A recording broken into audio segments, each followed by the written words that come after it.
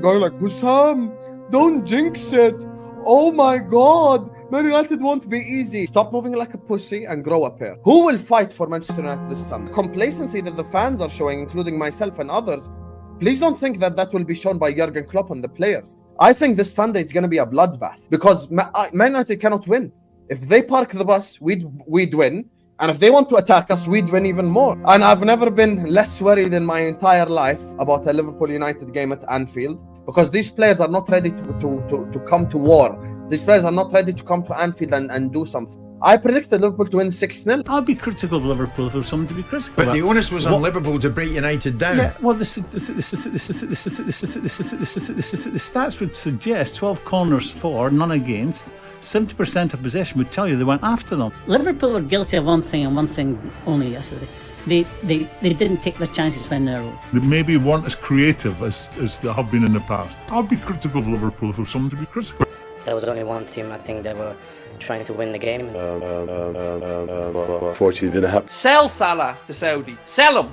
Time to go. Bye-bye. I'm done. You're a hero, you're a legend. We love you and respect you, but by God, you're done. But the eye test doesn't lie. I don't care. Sell him. 150 million. Adios. Bye-bye. Thank you. End of. 6-0, 6-0, 6-0, 6-0, 6-0, 6-0, 6-0. Welcome back to the Top 6 Show. We are sponsored today by our friends at NordVPN. Make sure you get signed up now. We've got a very special offer for you on a 2-year plan. We'll give you 4 months free with a 30-day money-back guarantee. More from Nord a little bit later in the show. Lots to review today. We're going to go back over the Liverpool-Manchester derby, the biggest game in England from yesterday. We're going to be looking at Arsenal going top of the league.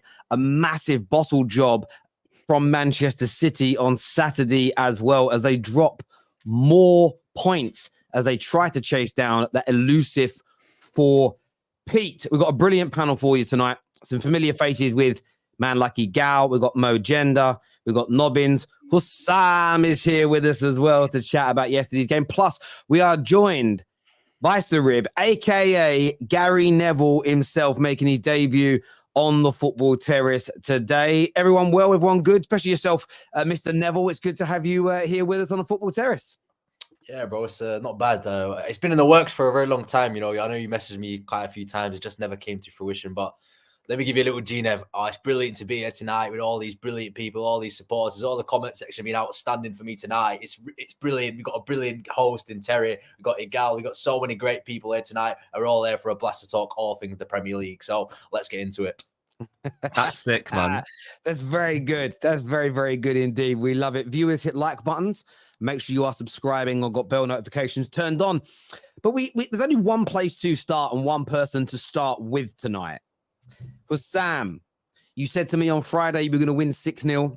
You said if you didn't win 4-0, it would be embarrassing. You said you couldn't jinx it. You said there'd be no complacency. You said United wouldn't be able to defend, couldn't fight. Whether we attacked or parked the bus, you were going to blow us out the water. What went wrong for Liverpool yesterday? And how did you end up with what you said would be on Friday, one of the most embarrassing results in Jurgen Klopp's history at Liverpool? Talk to us, the Don Husam. Damn. First of all, congratulations on your 0-0 with Terry. You know, brilliant. This guy, man. The 0-0 win. Amazing. Shame immediately. 0-0 victory. Nobbins. You bottled the 2-0 lead. Just relax, sit back, enjoy the show. Anyway, point is, we fucked up yesterday. Our front line was absolutely dreadful, to be honest with you. Liverpool are the reason Liverpool didn't win the game. We manufactured our own downfall. Dumb and Dumber up front, Diaz and Darwin. For me, those two, people are scapegoating Núñez a little bit. I feel like Diaz was even worse than him, and he's been worse than him this whole season, in my opinion. I think he's probably been Liverpool's worst forward. I'm actually done with him. I'd happily sell him tomorrow if I had the opportunity. I think our forward line has been underwhelming this entire year, other than Mo Salah. He's the only guy that's performing. I saw Craig's clip. First of all, eye test does lie, because eye test will tell us Hatem Ben Arfa is the best Premier League winger of all time. Eye test will tell us Adel Taarabt is the best midfielder we've ever seen since Zinedine Zidane. So eye test does lie. Fuck the eye test. Eye test should be taken alongside stats. It's not just eye test alone. When you look at the Liverpool forward that's actually been playing to a very good level, it's actually Mo. Most big chances created in the league, Mo. Most assists in the league, Mo. Second highest goals in this entire league, Mo Salah. So come up here and say Salah's the problem when the other three are just looking like absolute frauds on the pitches is insane to me. I don't think Mo Salah's to blame.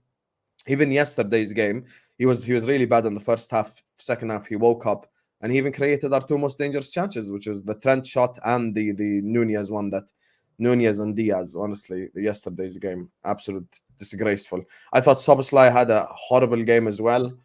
You know, I don't know what kind of impression of Jordan Henderson he was trying to achieve, but he couldn't even cross it to the back post accurately. At least that's one thing Henderson could do. That was Szoboszlai's worst ever performance. But we manufactured our own downfall. We really didn't take our chances.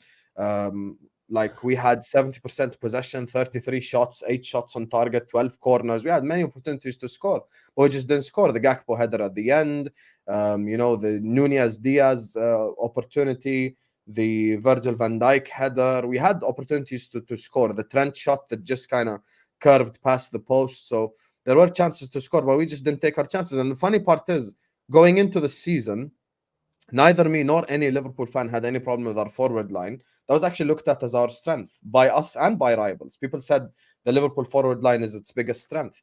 I'm looking at this team right now, and I'm like, you know what? I would actually be okay with Endo if we sign a forward this January. Like, forward is now on the shopping list for us because our forwards have been massively under-delivering, other than Mo, of course. But the rest of them, the other four, I'm not scapegoating any of them. All four haven't been good enough. I mean, Diaz has 3 goals in 15 games. Nunez got 4 goals in 15 games. 15 big chances missed. 2 goals since August. Jota has 4 goals in 12. Gakpo got 2 goals in 15 games. So that's just not good enough. That's not good enough, to be honest with you, to even like finish top 4. If we're talking about individual stats for forwards or strikers, that's really bad. Like, thank God we got Mo Salah delivering, yet some people want him sold. I have no idea the logic behind it. But look, on the day, we weren't good enough. We manufactured our own downfall. We just didn't take our chances. We had all the possession. Basically, we kind of did a Man City where we had possession for no reason. It's called empty possession. You know, we had empty possession. We really didn't do much with it.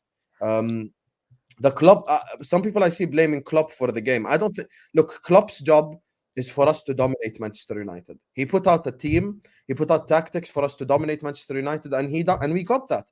We dominated them. We kept possession. We had chances. It's on the players to deliver. And with the striker and the winger we have yesterday, we just couldn't deliver. And for me, look, it is an embarrassing result, 100%. First of all, guys, I have nothing to do with the result. Like me saying Liverpool will win 6-0 has nothing to do with the result. No, you jinxed it. Playing on the pitch yesterday. And to be fair, if I was playing, I probably would have taken one of them chances, to be honest with you. I'm a bit more clinical than some of our forwards right there. But yeah, it has nothing to do with me. Like, listen, no, it does. It does. You embarrass Liverpool fans. You're sitting on a platform like the football terrace, yeah, a couple of days ago, and you told Liverpool fan, you're a public figure, believe it or not. You told Liverpool fan to go with chest against Man United fans, and you told them it's gonna be a bloodbath. Show your chest. You have smaller, like, I'm sorry, with all due respect, you're a big content creator. You sat on this platform, and on your platform, this is football. You told all Liverpool fans, go to Man United fans, shit on their faces. Tell them we're going to embarrass you. You literally said that. You literally told them this. Yes, you didn't play the football, Husam, but you have blood on your hands. Liverpool fans are hiding because of you, because you told them, tell Manchester United people that we're going to win 6-0. When we told them there is a chance to lose 1-0, 2-0, you said no. It's going to be a bloodbath. Like, I'm sorry, the upcoming Liverpool content creators showed chest and told Man United fans, do not show your face after the game. And that's because you are one of the reasons. So don't say you're not the reason that some of Liverpool fans are hiding after the game because of you. You on Al-Ahwa, you told me, Mo, please make a reasonable prediction. I predicted 2-0 Liverpool. You mocked me on your show. You said, Mo, please make a reasonable prediction. Please say 4 or something. Be reasonable, Mo. You're always objective. Don't do this. And you mocked us all. You did. Right or wrong? You admit that you told Liverpool fans this. On this platform. Once again, what I said has nothing to do with the outcome of the game. If there's only one there's only one group of people I owe an apology to, and that's any FPL user who actually triple captain Mo Salah, like I told them. That's the people I owe an apology to. So those are the ones that I have to go like, listen, you just wasted your triple captain. But other than that, I ain't apologize to nobody. Listen, it's the players. It's not me. I didn't affect the result of the game. I don't believe in this jinx or this bad luck thing. It's not me, man. Oh yeah, accountability. I love this. Like, people are fully blaming me for yesterday's. It's not like I was on the pitch or I'm the manager.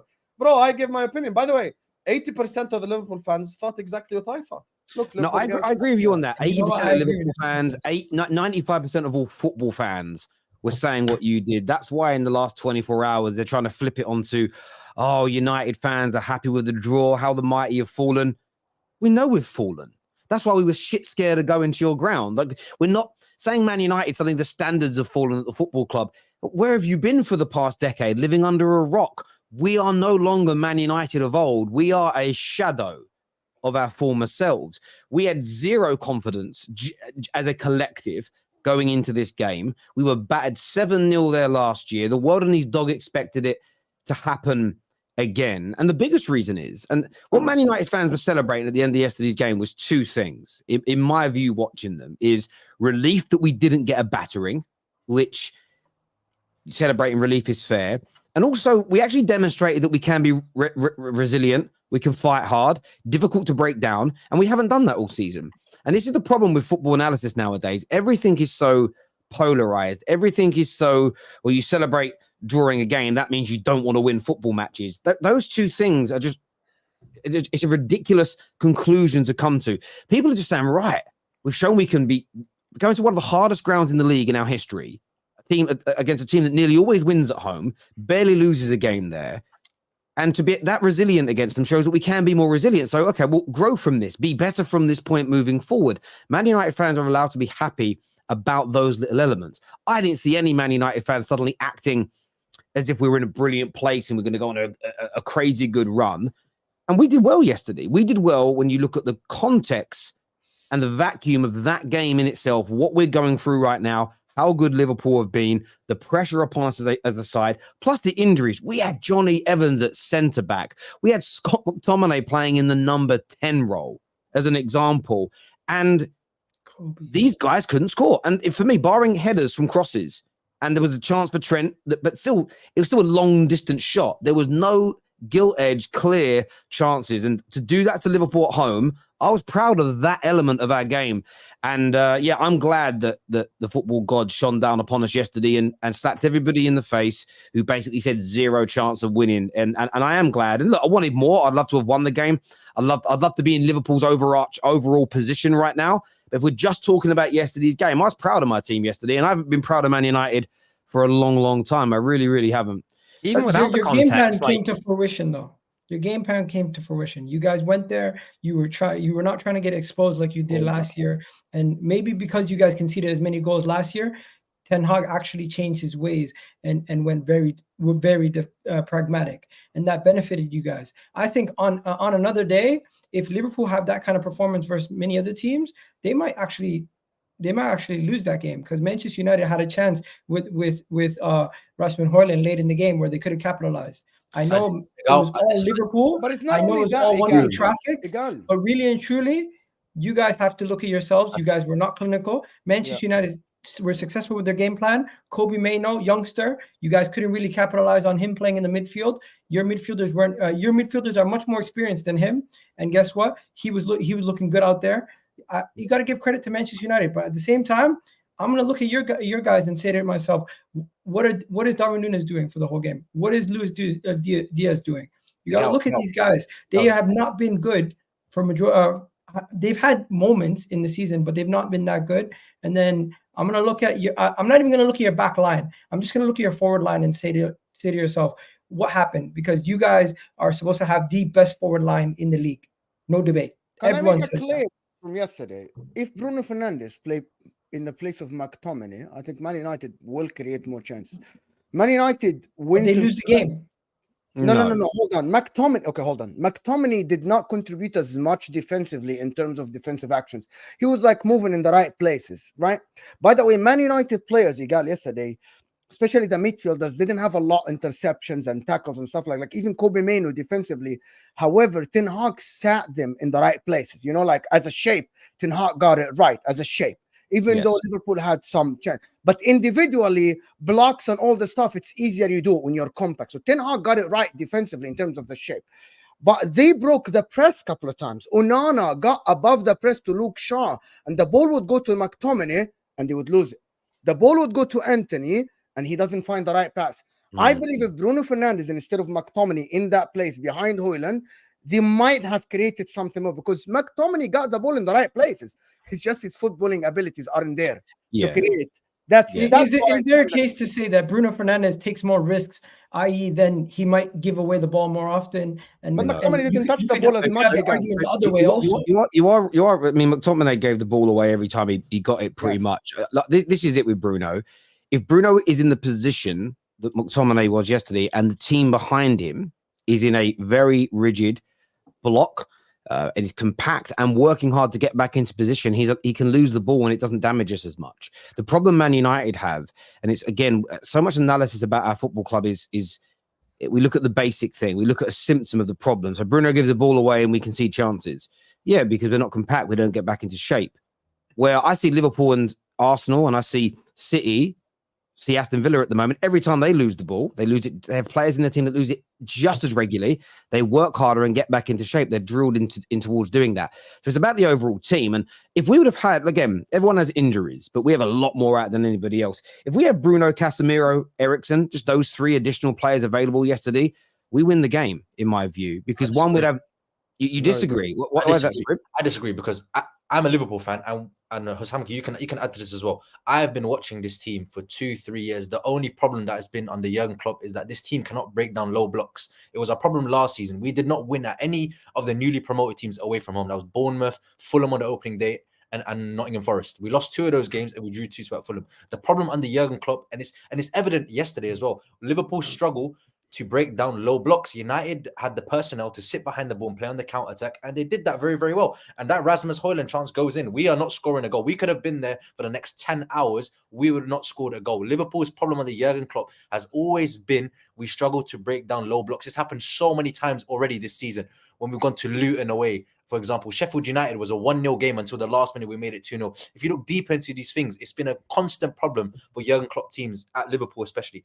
And now with the personnel that we have up front, we don't have killers. We don't have Sadio Mane anymore. We don't have Roberto Firmino anymore. Jota's out injured. We've got Darwin Núñez and Luis Diaz. Luis Diaz is on the back of a very, very serious injury. He's had problems this season, but let's be completely honest. He's been really bad this season. Darwin Núñez is missing sitters. Everyone's going to tell me he gets into the right places. He does all the right things. We didn't even create. Yesterday, there was not one clear chance Liverpool had yesterday. We had 34 shots. I could not tell you when we had a chance when we were one-on-one with the keeper. Could any of you tell me? But you can't do that when Man United are very compact. So exactly. Another option. I'm not surprised. I think you're asking the players to do something that it's not there. The space isn't there for you to be one-on-one. The space is for you to put crosses in. The space is for you to shoot from outside the 18, which is what you tried. You know, Mo, you're giving me too much credit. You're holding me accountable to what I said. You didn't say this yesterday. Why do you? No. So hear me out. I actually said exactly the same. Man United. I said Man United still allowed Liverpool to have that many shots, but that's what Liverpool could have done. So you said. What did I say? You said Man United were dreadful.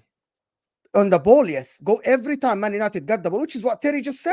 Yeah, I agree with that element. Hold on, Husam. I literally said yesterday that I don't think the individual players that did yesterday for Man United were great. Amrabat was not great. Even Kobe Mainoo, 18 years old, he was good on the ball, defensive action. He was getting overrun. That's what I saw in the game. McTominay, the players were moving in the right place, but I think Man United weren't great yesterday. The praise for the defensive shape goes to Ten Hag. I don't think Man United players were like great, because you still allowed 36 shots. No, there was one. Varane. You want to talk about Varane? Yeah, look, I think. You want to talk about Varane? Okay, so hear me out, Igal. I hear this, but you're praising Varane because they are all in shape, compact, 10 yards between each line, and he's putting blocks and tackles in.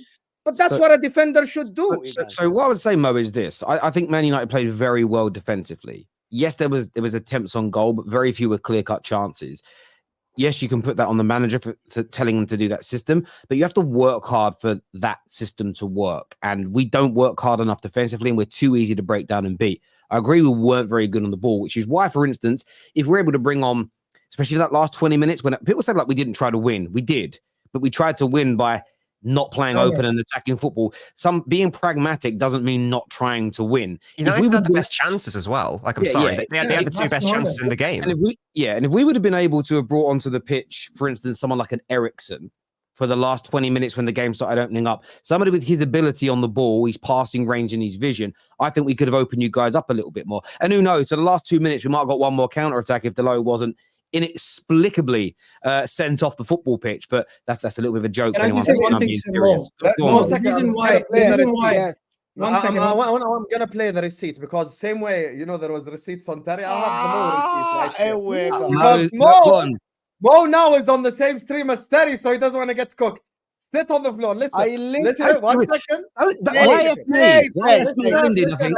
let me explain myself. Play it. Oh my God. Listen. Let me know if you guys hear it. Just thumbs up if you hear it.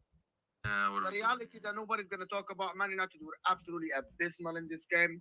They couldn't complete 2 passes together. They were absolutely horrendous. I was watching them if they had anybody other than McTominay, but this is what Ten Hag has. He has these 3 guys in the midfield. Amrabat was absolutely shambolic, giving the ball away every time. The only one that was trying, and he isn't good enough to play against Liverpool, is Kobe Mainoo. He's trying his best. He was trying. And then an argument started about. Hold on. Let me exactly. Isn't this exactly what I just said? Man United offensively were bad. No. You have much more vim on that. You need to respect me, dude. But literally, it's exactly what I said. Everybody from Man United going forward was symbolic. It's literally what I just said. Let me just say, Mo just said the same thing, but with slightly different words. So, but Sam exposed again. Why don't you want to give Varane credit? On numerous occasions, the final interception, the final block, he had over 20 defensive actions. I'm looking at the stats right now. He had 2 blocks, 15 clearances, 9 headers to clear the ball away, 3 interceptions. And we can all remember Mo Salah threw on goal, Endo passing it, and he tips it away. So he was the difference between them losing, in my opinion, trying. Let me explain. In my opinion, the likes of Varane, Johnny Evans, no, but the likes of Varane, Van Dijk, if you're putting these guys in a low block, for me, it's the manager's brilliance that put the players in the right place. Now, I'm not expecting Varane to slip every time. Man United were compact. It's Crystal Palace can defend compact. Sheffield United can defend compact. And they did, right? So Varane did his job being compact. Maybe people say he's in the right place at the right time. I didn't think it's individual brilliance. Individual brilliance, when you what Saliba and Gabriel did on Haaland, where the lines are wide open and you have to defend in a long space. But Varane didn't have to defend in a big space. Him putting last-ditch tackles, him putting headers, winning aerial duels, but that's his job. And it's easier to do in a low block. But because that's the last sentence. The last sentence. Because we haven't seen Man United do this regularly, they are being praised for doing what they are supposed to do as a low block if they're going to play as a low block. That's my point. That's a fair point, but you can still give the player credit for having for executing the plan perfectly, and also still give credit to the manager. Because guess what? One of the things I don't think it takes two. It takes two to work. One of the things I don't think Man United executed perfectly. The reason why, when you're sitting low blocks, you have 2 ways of reaching the goal other than being one-on-one. As my friend here said, is it then shooting from outside? They had 36 shots. That means there was space to shoot. By the way, Liverpool didn't shoot from 45 yards. They shot from 25 yards, 20 yards. That one from Trent Alexander-Arnold, he missed by that much, people. And that's a chance. The 2 clear chances that they had is the 2 headers. The Konate header, which is wide open header. And that's a way of reaching the goal. So Man United, as a low block, they prevented Liverpool from walking the ball in the back of the net. But they still allowed Liverpool to shoot 36 shots. Yeah, they still allowed Liverpool. Liverpool are a brilliant team. We had to do what we did yesterday to try and nullify them. Our game plan, I think, was almost perfect if we'd have scored that goal. But I think we still got a much more positive result than people expected. From Liverpool's point of view, I want to go to Nobbins first on this. Szoboszlai, £70 million midfield signing, started the first 2-3 games looking absolutely brilliant. everybody else's 60, 70, 80 million pound players are consistently scrutinized. He seems to be going very much under the radar. Very little scrutiny on him. Hasn't had a good game in a long time now. And yesterday was a huge highlight of that. You know, he was up against an 18-year-old kid in a dysfunctional team and he couldn't capitalize. Is he struggling right now? Is this a player that is not living up to that 70 million price tag? I like Szoboszlai, so I'm going to defend him now. I think that a lot of Liverpool fans would argue that he's being asked to play a role which isn't necessarily suited or optimal for his abilities. I think that lots of Liverpool fans would argue that he's sort of being given the Jordan Henderson burden in respect of covering all that space, which we know that Trent obviously vacates, so he can be fantastic from an offensive standpoint. But at the same time, people are also wanting him to be this, sort of like all-phase creator and goal scorer as well. I don't know if that's necessarily fair to put at the door of, I believe he's only 22 years old as well, so he's relatively inexperienced. So I would hold off on the criticism, mainly given the context of the fact that, again, the two Liverpool fans can comment on it better. In my opinion, he's not being used to his best abilities so far in the season. And I think a lot of that would probably be solved in general if you sign, as we know, the one position that Liverpool ultimately need, the top quality defensive midfielder. I think if you sign that player, then it's sort of all the pieces all fall together. And that's where you see a better version of Szoboszlai. And I don't think that he's actually been bad this season at all. I think he's been very good. I would say he's been unfortunate in that the games where most eyeballs have been on him are the games where, as I say, he's being asked to have a bit more like a defensive burden. Whereas I think that stuff like if you think like the 3 p.m. kickoffs, which go under go through the cracks of like most people watching, I actually think he's been very good for Liverpool this season. Can I ask Husam a question? What is Szoboszlai's main thing for Liverpool? Is it scoring goals, assists? I don't like this because a player doesn't need to have a main thing to be brilliant. It's the worst rivalry we have ever seen in football history. Manchester City and Liverpool. He's defending Liverpool players. It's absolutely abysmal. Like, I don't like unfair criticism of football. I am not criticizing. I just asked a question, and you got into defending Liverpool. Are a specialist merchant. Respect the generalist footballers of this world. Respect the Ilkay Gundoğans. Not every player needs to be a Kevin De Bruyne. Respect Ilkay. Respect That's why Szoboszlai. I'm asking Husam, what does he think? And my friend here, I'm sorry if I missed your name. I'm sorry. I apologize. What is Szoboszlai's main thing for Liverpool? Is it running around? Have a main thing. Oh my God! I tell you his main thing at the moment, Mo. His main thing at the moment is going missing. That's his main thing at the minute. Has already destroyed your argument, to be honest with you. First of all, let's start holding players accountable. Not everything is system related. I hate when people do system, because we weren't bitching about system last week when we were top of the league. So this whole system thing, I hate when people just use that as a scapegoat excuse. Also, Nobbins is 100% right. First of all, the fact that you said goals or assists, a Liverpool midfielder is never going to get the goals or assists. He didn't let me finish, even Husam. Let me I wasn't speak. Gonna say. I wasn't only going to say that. He didn't let me finish, like you as well. Is it defensive? Okay, let me answer the question. Is it controlling the midfield? Okay, you just want to let me finish because you guys just don't like the questions. That's the problem. Go ahead. No, I'm literally answering it. A Liverpool midfielder is never going to get goals or assists. 1+, and then you want to answer before I say 1+ what? That's what you want to answer. Go ahead. Mo, let Sam talk, please. Go on, and we'll come back to you, brother. Okay, I will start again. A Liverpool midfielder is never going to get goals or assists because that's not their role in this team. The role of a Liverpool 8 is essentially, most importantly, keep the ball, give the ball to the better players up top, and have high work rate defensively. Now, Szoboszlai yesterday, from a defensive perspective, he probably done well, like tracking back and shit. But it's going forward that where the problem was. The problem with Szoboszlai is every time he got the ball in a dangerous position, he either passed the ball to a Manchester United goal kick, or passed it to a Manchester United throw-in, or gave the ball away, couldn't dribble past anyone, couldn't give us any killer pass. Even the corners that he took were crap. So, like, Szoboszlai all round yesterday just had a bad game.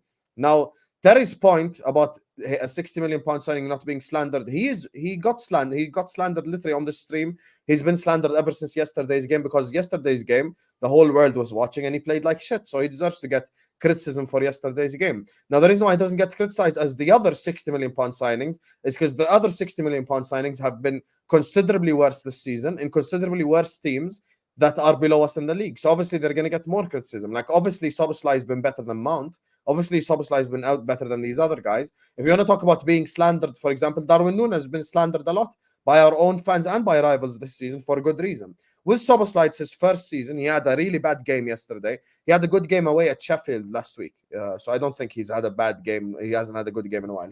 He played well against Sheffield. He's an all-round footballer. But right now, it's kind of like we either need to there needs to be a change in personnel. And in my opinion, when I look at the forward line, now when it comes to shopping, we need to shop for a forward as well. And I'd happily sell 3-4 players tomorrow. So let me ask you a question. What is Szoboszlai's main skill set that he brings and value that he brings to this Liverpool team? He's asked to essentially help Trent out defensively and help Salah out offensively. Look, a Liverpool midfielder is not the traditional midfielder that you guys see on other teams. Like, this is the thing. So if Szoboszlai played for City, he'd be a lot more involved in the final third. But that's not what a Liverpool midfielder does. What does a Liverpool midfielder do? Cover for the fullback and have high work rate and just give the ball to the forward. So he's basically a safety blanket for the whole right side. That's basically it. Now, I don't think he should be playing there. At the moment, that's the case. I think at the moment that is the case because, like Nobin said, we don't have the correct personnel in the midfield. I think Szoboszlai has to do 2-3 players' jobs. When if we had that number 6 in midfield that can break up the play, that can shift the ball right and left, and Szoboszlai will be much more involved in the final phase. That's not me excusing his performance. He was very, very poor last night, and that was not even down to him winning the ball back. In the final phase, he was very, very poor. And we're going to criticize a player. I'm an honest fan. I will criticize a player if he plays poor. Szoboszlai was poor, and he's been poor for 3-4 weeks. He's been very, very bad. But I want to see him when we have a functional midfield, when we have a proper defensive midfield player in there, with McAllister playing as a left 8, with Szoboszlai playing as a right 8. That's what I want to see. And we haven't been able to see that all season. Wataru Endo is a bit part player. He's not going to be Liverpool's defensive midfield player. It was a bit part signing in the summer. We were supposed to get Caicedo. We didn't get Caicedo. Szoboszlai was supposed to be the right 8. Then we got McAllister having to play that defensive midfield position, which is not his position. So it's all still functioning, trying to find out the balance. And with time, Szoboszlai will get better because we are in a transition team. And like people say, Liverpool are only getting better. And the position we are in is very, very good. And I don't know why people are so reactionary saying, oh, we're not in a title race. We're in a title race. I'm the same. 1 week we're in a title race, 1 week we're not. We're 1 point off the top of the league. You're in a title race. I've seen a lot of. It's not even a question for the panel today. I wanted to ask about Szoboszlai because again, I've seen that someone in the comments says Terry doesn't like it unless fans are turning on their own players. I'm not challenging anyone's opinion.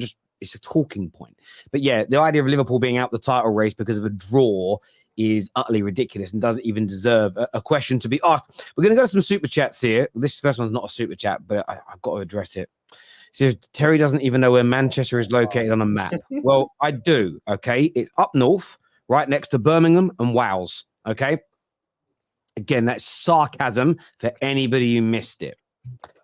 Klopp calling out Lavia just for that to happen. Blaze, you spent 1 billion on your fucking 12th. Chelsea fans are the biggest bitches on this entire platform.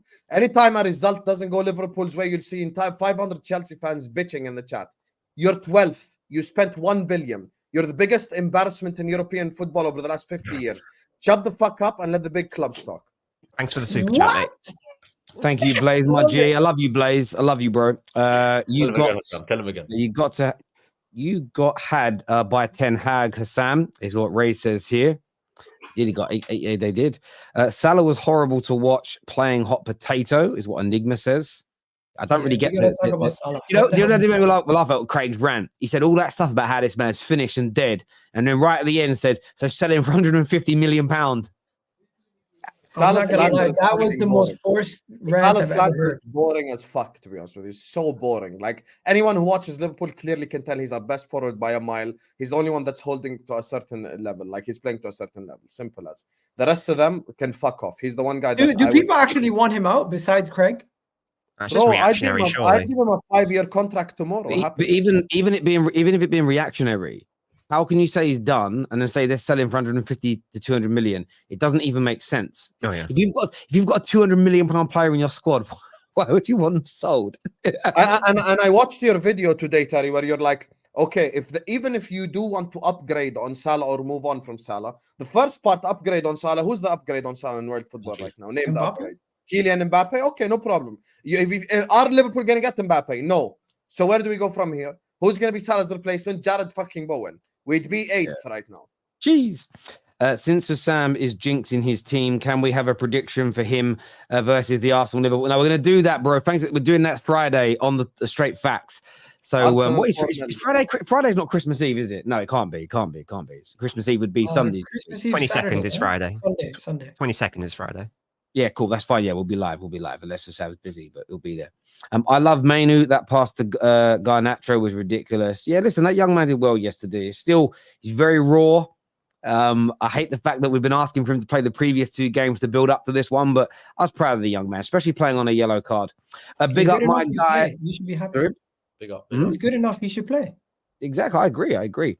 Tevin here says, Gal, I beg. The evidence is right in front of you. Relax, my G.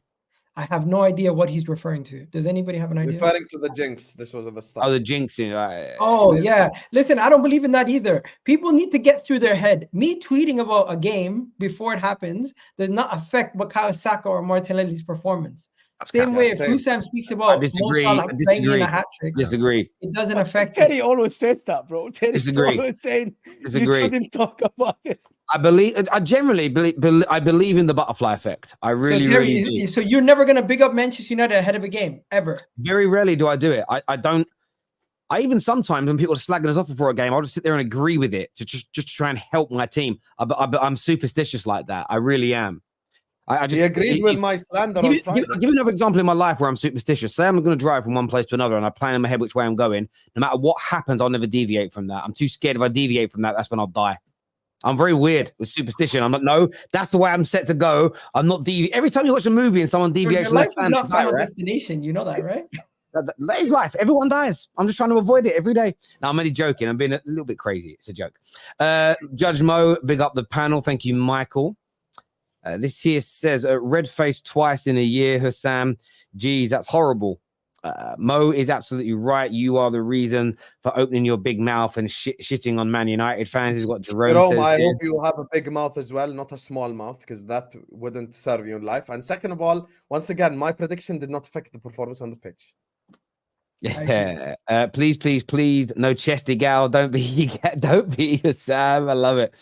Mo got a severe personality disorder. Judge Mo, the fraud, changes his opinion based on the channel he's on. No, he didn't change his opinion. Let me know something, Terry. There's a rivalry going on right now, just so you know. Mo versus the Arsenal fans. It's the new rivalry, 2023. Yeah. Okay, well, we'll get on to Arsenal a bit later. Thank you, Mateos. Nobbins is right. You weren't saying that for Enzo. About for Enzo, 250 million pound midfield couldn't beat Man United. Mateos says Nobbins is a liar. Oh my God. If you don't like GA scouts to judge players, then why are you against the Kai Havertz signing? I don't think I said that about GA scales. I don't quite know what that means. I think my main issue was Mo's suggestion that it's a zero-sum game when it comes to a player is either a specialist or not. And I was making the point that there are many generalist footballers out there. The example I gave was Ilkay Gundogan, who you can't really pinpoint what is his one attribute which he does better than everyone else on the pitch. Yeah. But you don't need to have that. You need lots of generalists in your team. And in respect to the Kai Havertz signing, I don't know if I was against it. I thought it was a weird signing if he was used in midfield. And I still think I stand by that, to be fair. I think the best games I've seen him have been when he's been more played up front. Yeah. Amro here says, Szoboszlai is lucky. He's handsome because he needs more slander. He's been shocking. Yeah, that's it. He hasn't been shocking. I don't think it's an exaggeration. Such an you know what the problem with fans? Oh, go ahead. Sorry. Yeah. Games. He's a box-to-box midfielder. He's having a dip because Trent's taken up much of his space, I think, is what Donny's got to say.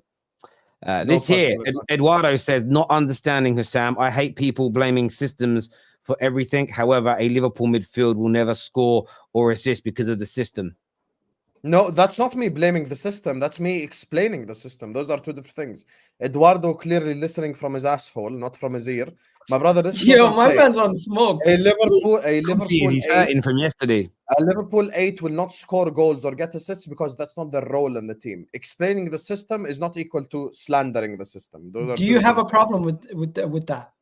No, I have no problem with our system. By the way, yesterday, if we scored the goal at the first 30 seconds from the Van Dijk header, this entire conversation wouldn't be happening right now. So I said the I'm same not going thing. to slander For the sake of it. Yeah, but you know, if my grandmother had wheels, she'd be a bike. So, Terry, I was going to ask, are we ever going to speak about the red card today?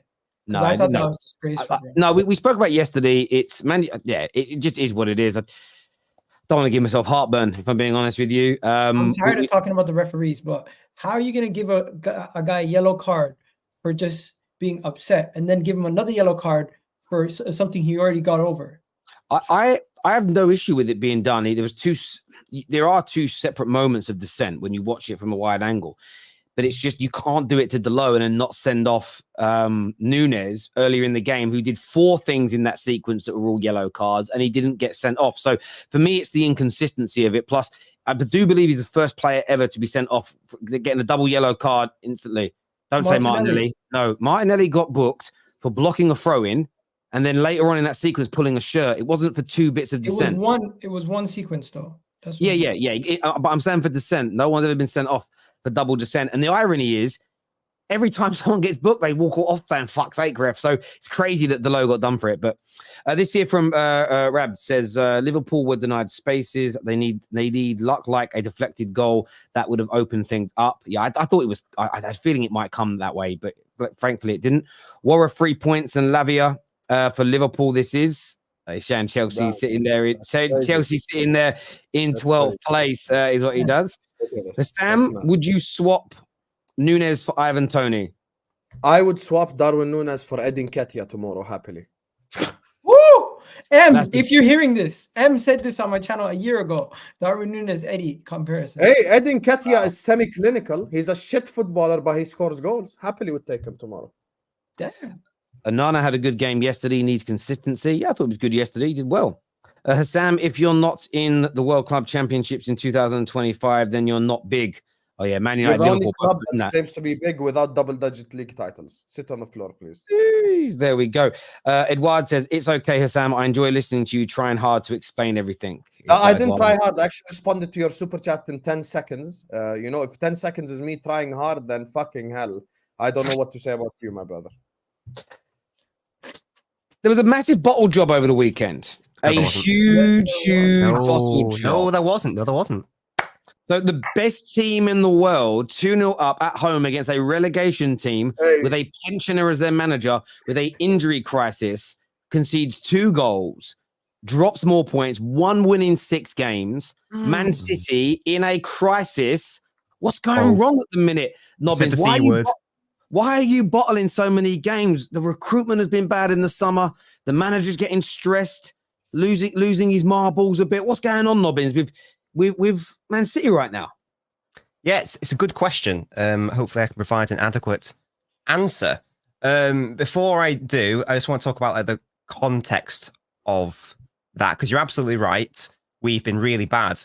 What is it, 1 win in 6 in the league? Yes. That's bad. In fact, it is Guardiola's worst, form run, whatever, in his entire Man City career. This is also objectively the worst start from a points haul perspective in Guardiola's Man City career after 17 games. This is worse than his first season with the club. Yeah, it's actually worse than 16-17. So I'm going to sort of do a happy twist and then go into the bad stuff. With all that being said, we are still only 5 points away from top spot. With the fact that this is the worst period in Pep's history as City manager, the worst start in City's career, we're still only 5 points off Arsenal. So I'm going to try to, first of all, silver lining it, before I then talk about that. So I just thought that context was interesting. It is a recurring issue against Spurs, against Liverpool, against Chelsea, against Palace. It's been late goals that we've suffered. Against Palace, I thought we were very good. Especially first half, I thought we were brilliant. Probably the best football I think we played all season, to be honest. And that fell into the second half as well. We conceded a silly goal to make it 2-1, but it was still fine. It was still fine. We had the ball. Bernardo Silva had the ball in the 92nd minute. Probably our best player to be on the ball in terms of press resistance and control. And he tries to dribble out of his own defensive third in the 92nd minute when we're 2-1 down. And that, to me, just stinks of... All I can really put it down to, because, again, it's not something that Bernardo Silva does, who, as I say, is a control merchant, etc. All I can really think of is there is no leadership on the pitch in respect of who is the player that is supposed to be and is telling everyone, right, in all these games, right, guys, we're winning, late in the game, let's just chill out. Let's pass it sideways. Let's punt it up top. Let's shithouse a bit, go down easily for fouls, that sort of thing. Pardon? What about Kyle Walker? Well, exactly, and that's what I'm going to get into. Allegedly, he's the captain. He's objectively the most experienced player on that pitch. He's been in the Premier League for over a decade. But I really like Kyle Walker, as a player, historically especially. But he is not. He's clearly not this calming influence who is able to rally the troops and get everyone on the same page and go, right, guys, calm, sideways, stall, time waste, 3 points. This is what Fernandinho did, Gundogan, Kevin De Bruyne even, David Silva, Vincent Kompany. Ruben Diaz should be that guy, but he's not doing it. Rodri should be that guy. He's not doing it. In theory, Kyle Walker should be that guy. He's not doing it. So all I can really point to is like the explanation is, as I say, there's a lack of leadership, and that leads into the lack of game management. You're 2-1 up against Palace, and you've played so well. Just, as I say, just get anyone, get the players and go, right, we're not going to concede now. Just sideways, easy balls. Easy ball's the best ball. Phil Foden, why are you running into enemy traffic in the 92nd minute? Bernardo, why are you trying that dribble in the 92nd minute? Walker, why are you allowing Phil Foden to be the guy who doesn't even see the Palace player? Why are you not taking responsibility as the captain, the leader, rushing onto that ball and hoofing it away? You can see that the Palace player's coming in. You love being an aggressive defender and duelist. Why aren't you doing that? My only explanation, be interested to hear what everyone else thinks. My only explanation and conclusion is that there is no leadership on the pitch. And I don't know why, to be honest. No, but do you think that's down to complacency, that Manchester City are supposed to be this team, they're on the back of a treble, they're supposed to be top of the league? When you say you're 5 points behind top of the league, you're not supposed. That Man City are not supposed to be where they are. They're supposed to be top of the league. Everyone's supposed to be trying to hit their heights. Instead, this season, the penny's changed. You're chasing now. Isn't that down to complacency? Because you can pinpoint, we haven't had Rodri for this amount of games, you haven't had Kevin De Bruyne, but you haven't had Kevin De Bruyne in the past, and you've won the league title before. I don't see how that's relevant now. I think I think what you say about leadership, you lost a lot of leadership in the summer. Ilkay Gundogan was the captain. You obviously don't have Fernandinho anymore. Vincent Kompany was a leader for you as well. But I think it's complacency with Man City. The fact that you are so used to winning and you're supposed to be winning that people are expecting you to win and you're not doing it. I'm not. I know this is kind of a cop out, but we kind of told you guys this in the summer. We told you guys you're losing a lot of your experience. We told you guys you're losing a lot of your players who get you out of problems. And those guys that you're talking about, leadership you're looking for. Gundogan, you got rid of him. Even though Riyad Mahrez was not necessarily a leader, he was a guy who could take a game by the scruff of the neck and win it for you guys. That level of calmness that you're looking for, you don't have it because you now have more inexperienced players. And I'm not going to say Phil Foden is inexperienced, but the decisions that he is making late in that game show that he's still very, very much he still has to get there with his experience and his calmness throughout the 90. Galvardio, you just brought him in. You have Doku that just came in. Your midfield, a major overhaul happening in your midfield. And that's where your engine room was, where your solidity came from for over the last couple of years. So the changes that you guys have been making to try to rejig your team and continue to win is starting to show that it's not as fluid as a system. You don't have the same core of a team from the past years. So I don't think you're going to see the same level of calmness, the same level of control, the same level of fear from your opponents, because they look up across the pitch and they see Mateus Nunes, Kovacic, and Doku. Although they're good players, people are not looking at them the same way they look at Gundogan, Riyad Mahrez, or any of these other guys that have been there, done that, and won it. So I can accept thing also. I can accept the lack of experience point for players, or whatever, maturity point from players like Foden, Doku, Alvarez, whatever. But I don't buy it for players like Ruben Diaz and Rodri and Kyle Walker and Ake. This isn't a Chelsea situation where there is a lot of youth on that pitch and the average age is really, really low. We have, as I say, I don't know how many Premier League appearances Kyle Walker has. He's been in the Premier League since 2011, over a decade. Rodri's been here for... You know the answer. Kyle Walker was being lazy in that game. 2 moments. But why? But why? He's just been made the captain. I don't understand it. I do think it's complacency. I again, and maybe complacency isn't the right word for it. Gary Neville talks about this, and it's true. One of the reasons why Man United's, even their us as fans and the fans at Old Trafford used to get ridiculed for the atmosphere not being great is because we used to win so much and always be so competitive, especially the first half of the seasons. I'm not going to say the games were boring, but they never felt like they meant as much. And maybe after everything you achieved last year, and I'm going to be honest with you, Mo may get this because his club won a treble. I'm the only other person on here that understands games. All games are important. When you've done something like a treble, when you've done things like a three-peat, it is hard to get up for games. Even fans find it a little bit hard to sometimes get up for these games because you're so used to winning. You're so you get the games that there's just so much bigger. Some boxers are like this. Tyson Fury, when he's up against people he should be beating, never performs the same way than when he's up against someone who's dangerous and is more on his level. He ups his game. And I think that's kind of crept into your team a bit. Plus, you mentioned the points thing, which is true. Worse start than the first season, but only 5 points off top, which is a positive. And it's because what I said over the last few years, City's points totals were amazing. Liverpool's points totals were amazing. But that is not the ultimate barometer for whether the league is the best or that team is the greatest Premier League team ever. This year, Spurs have gone up a level. Villa are brilliant. Arsenal, brilliant. Liverpool got their flaws, but they're still a brilliant team. This is the most competitive and the best high-quality league we have had, in my opinion, for over a decade. We've just got 2 of the wrong teams in the Champions League this year. Man United and Newcastle haven't had a drop-off, but they're balancing 2 comps. They're fledgling at the elite level. Man United have just gone backwards for multiple reasons. If you put Spurs, if you put City, even put Aston Villa in the Champions League this year, they do a lot better than Manchester United. Liverpool could win this Champions League this year. Genuinely, they could win the Champions League this year.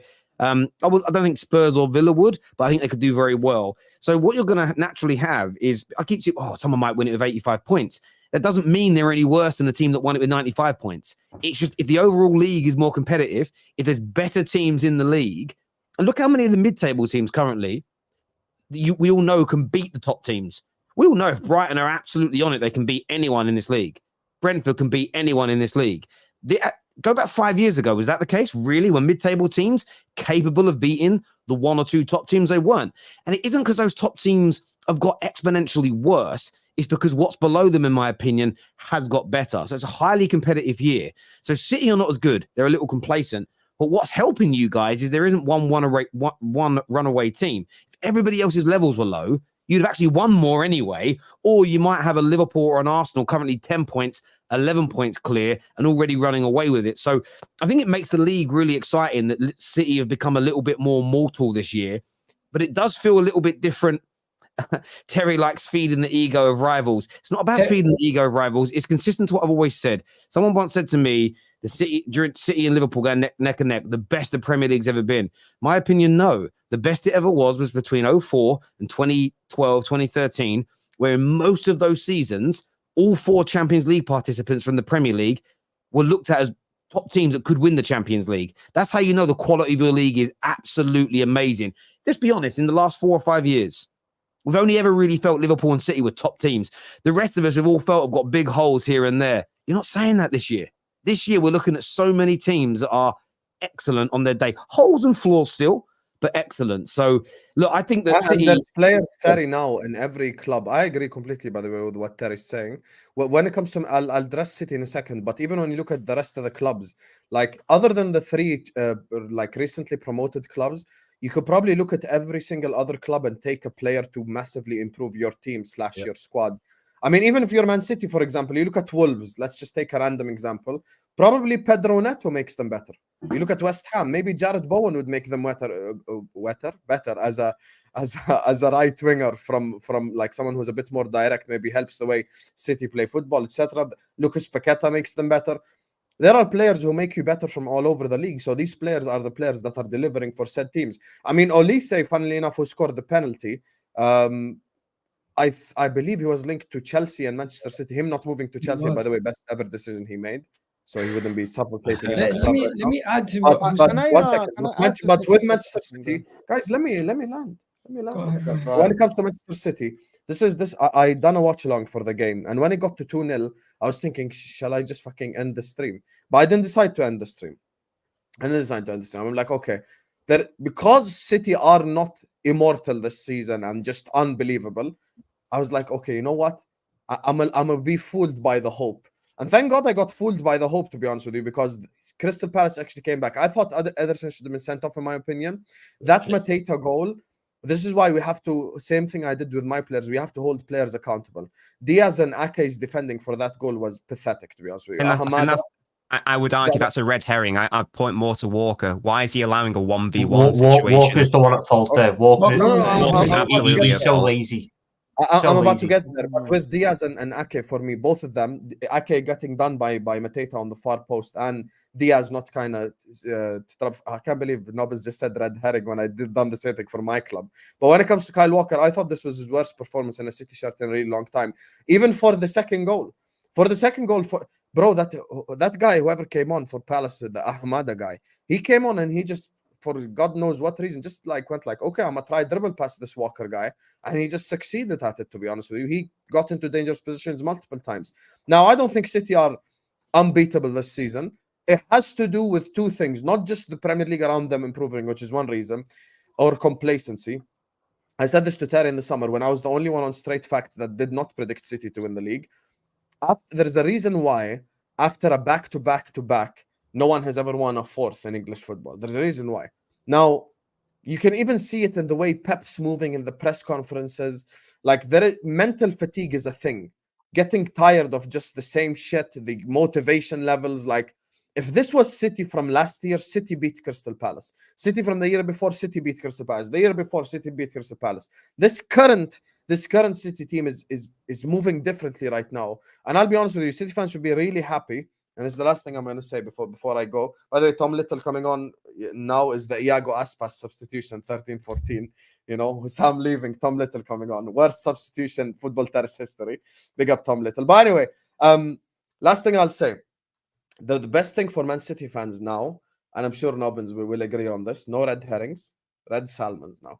The FIFA Club World Cup has come at the perfect time for Manchester City. This is the perfect time to have it. Just go away to something that you haven't won, get your motivation levels up, get a trophy on board as well so you can complete football. Now, I would completely turn 180 degrees if Manchester City do not win the Club World Cup. If they allow Al Ahly or Fluminense to win the Club World Cup and they return home without a Club World Cup, then we're going to talk about there actually is a City crisis happening right now. So, yeah, that's what I would say. But big up, guys. Cheers, Sam. I appreciate it, mate. Can I say something about... I don't hear anybody criticizing Pep Guardiola. No City fan, no rivals, nobody. There was one City fan who said... Hold on. As people are scared of, yes, he is the best coach in the last 10 years. Yes, he won a triple. But we're analyzing the first 17 games. He has a squad as equal as the squad last year in terms of numbers. I'm not talking about quality. Some of the players he has, it's his choice. He's the one who chose to sign Nunes. Yes. Kovacic, they bid for Declan Rice. It didn't work out. You have to have alternative. Gavardiol is playing well, to be honest. But Man United fans in the same mouth will tell you, Gavardiol is playing out of position. But then in the next one, when you tell them, so whose fault is that? They're like silent. They don't want to tell you anything. Pep Guardiola is playing Alvarez in the 10 because he doesn't want him to leave, and Foden is getting battered on the right. Whose fault is that? They are silent. Nobody wants to criticize Pep. Well, I'm here and I'm telling you, this complacency, this thing that is happening is on Pep. He is the best coach. I'm not saying he's a bad coach. But the same thing we're going to have on Jurgen Klopp last year when most of the players were not performing and everybody criticized Klopp. When Mikel Arteta makes one mistake and people want to slaughter him in the media, let's have the same energy. It's not only on the players. The players are making mistakes, yes. But when Pep Guardiola sit in a game and make the first substitution after 2-1, 77 minutes, Manchester City normally would see out games with ease, would move the ball around, especially at the Etihad. But they didn't. They had 1 shot and they still had 70% possession, but it looked like empty. And every time Crystal Palace got the ball, they tried for it, right? That's what at the end it paid off. My point is, at the end, people, it's all right to criticize Pep Guardiola. He's not God, and he's not your dad. It's all right. You can criticize him. It's fine. Nobody's going to tell you you're not a fan. If you do that, no one is going to tell you you're not a fan. It's okay. You can do it. I think, to be fair, I have been very consistent with that. I've said that Alvarez shouldn't be playing in midfield. Walker shouldn't be on the pitch. Walker shouldn't be our lead player in respect of minutes. And by definition, I have been criticizing Guardiola. So I'm not going to put myself into that particular camp you're referring to. I don't buy complacency as a reason. I think that's too easy. I think last season it was complacency, and Guardiola came out and said as much. He said, "I don't recognize my players," and then thereafter, the players got kicked up their ass. I think it's more basic than that. I touched on the lack of leadership, but as Mo's pointed, that it's really easy issues to resolve. You just don't play Alvarez in midfield. If Haaland's available, you don't play Alvarez. Clearly, Kyle Walker, a player who was a bit part player in our treble win last season, played around 50% of the minutes. He's got more minutes this season than Ederson. No one is playing more football this season than Kyle Walker. Someone here tell me what he's offering. Nothing. No, we know he doesn't do anything going forwards. He used to be associated with being solid defensively, as I think it was Husam Mo pointed out. At the 87th minute, there was a Crystal Palace player who just absolutely burnt him for pace, like a substitute or whatever, burnt him for pace and strength, and Rodri had to come and bail him out. So he's not even offering anything defensively anymore. And if you go look at like the average positions of Man City players in this season, if you go look at like the amount of like the expected threats on the pitch, there's basically none being created in that right-sided area, where that's Kyle Walker's area. And it's not his fault. He ain't that guy. It's so easily resolved by just not playing him and playing someone like a Kanji in there. Kanji, who was the reason why we scored that goal in the Champions League final. And this is the point that I always come back to. If you think of last season, the Champions League final against Inter Milan, obviously Pep's going to put out what he made the big mistake against Chelsea. He's not going to make that mistake again. He's going to put out his best team. Did Kyle Walker start that game, or was he left on the bench? He was left on the bench, and it was Stones and the Kanji in that right-sided area.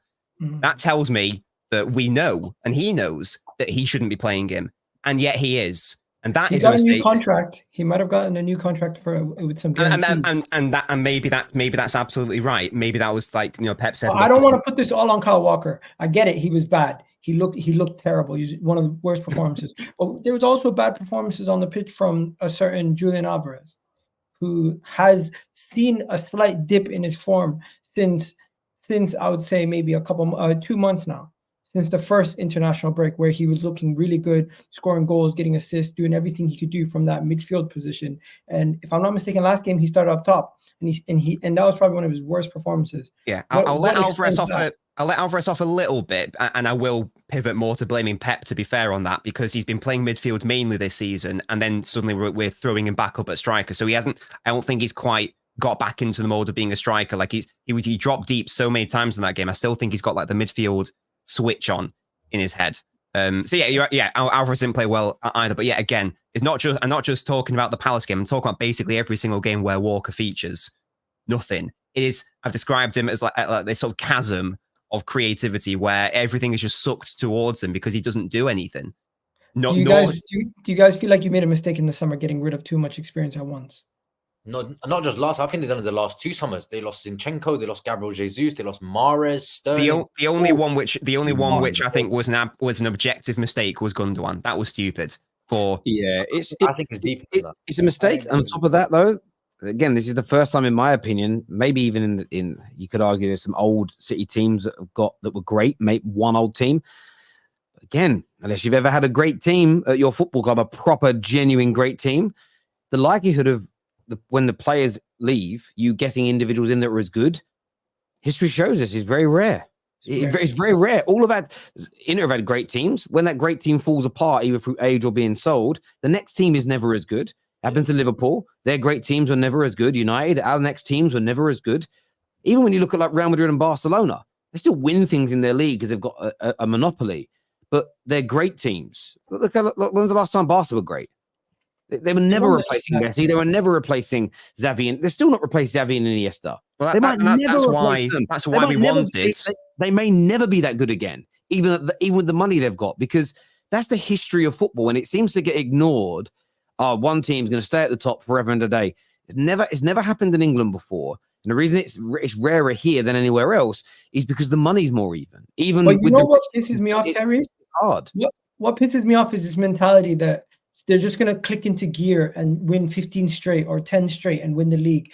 Like it just happens every year. It's happened before. It's going to happen again. We can see by their squad, it's not the same squad that was able to win those games consecutively. After speaking about the mentality and the different, all these things that we've spoken about, what makes people think that this City team is just going to get Kevin De Bruyne back, everything's going to be back to normal, and they're going to click into gear and win 15 straight again? That's why I think Pep Guardiola is not getting the criticism that he deserves, because everyone's just expecting them to just have one game and winning games. Oh, they do it every year, but like you can't base this season on previous years. It's a new season. You can say, oh, he's done it before, but that doesn't account to this season. It's a new season.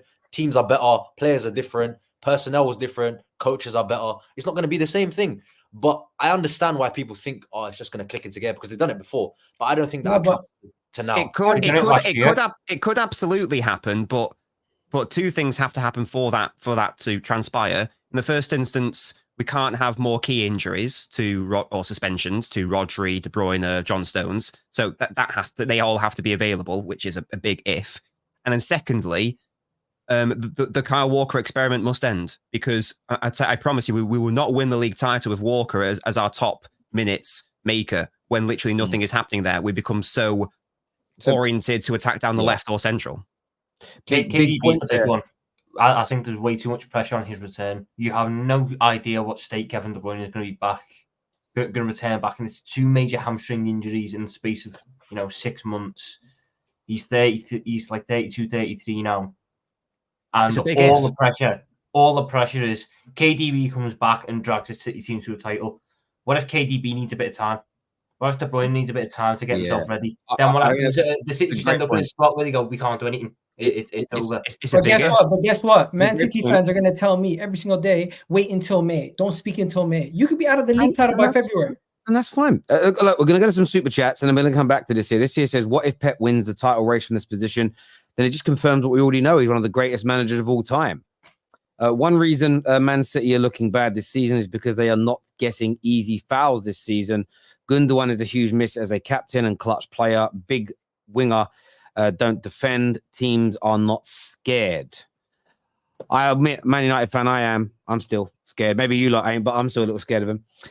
City fans are calm because they saw this last season, as their team will always get over the line in the end. What Will said is the reason why I'm like calm. I'm actually very 50-50 with the title now. I'm not confident at all. I think it's 50-50 with Arsenal and City.